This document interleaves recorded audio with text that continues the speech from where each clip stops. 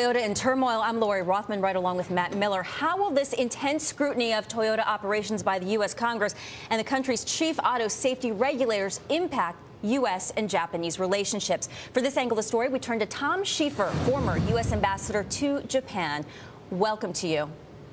Thank you for having me, Lori. So you referenced today's testimony as a bit of culture shock, in our commercial break. So how did culture play out today? How did you see it working? To me, it occurred so many times that it was just two ships passing in the night. Toyota was trying to say that Mr. Toyota was trying to say that we're going to address this problem. We're going to try to do something about it.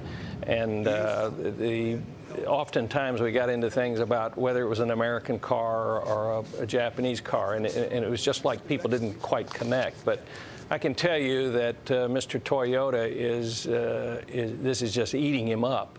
Because that is a family and a company that quality is what they always talk about. And Dr. Toyota, his father, came to the United States in 1950, went back home and said, we're not going to be able to sell the car that we've got over there. We've got to make it better. And that led from a transition of Japanese products and Japanese cars being inferior to one where they were excellent quality automobiles. And that's what's at stake here, and that's what Toyota is going to fight very hard to retain, that credibility, that quality that they've had in the past. You know, Ambassador, cynical critics might say that the political grandstanding on the part of the U.S. Congress didn't really help matters much.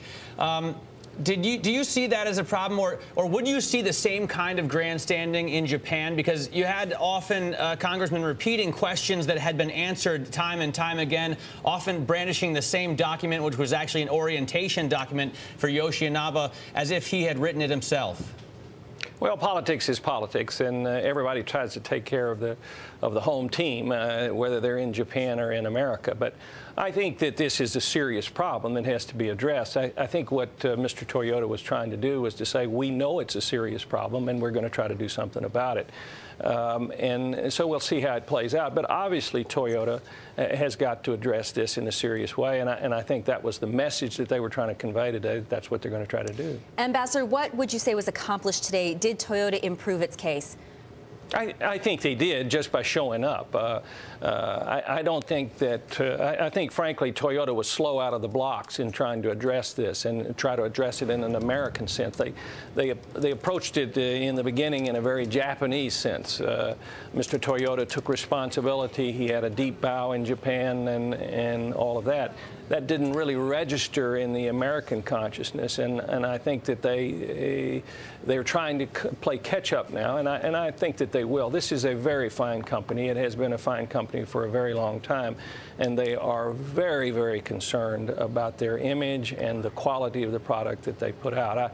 I remember talking to Mr. Toyoda's father, Dr. Toyota, once, and I asked him, I said, do you think of yourself as the former chairman of a big company, or do you still think of yourself as an engineer? And he, without hesitation, said, I'm an engineer.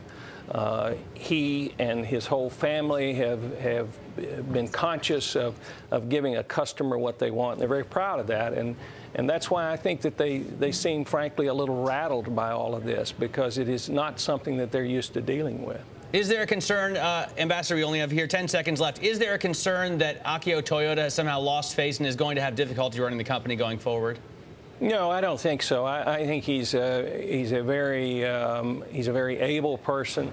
The company is a very able company, but he was obviously in a lot of anguish today, and I think that shows the sincerity of their approach. They want to get this right, and I'm confident in the end that they will. All right, Ambassador, thank you so much for joining us. Tom Schieffer there, former U.S. ambassador to Japan.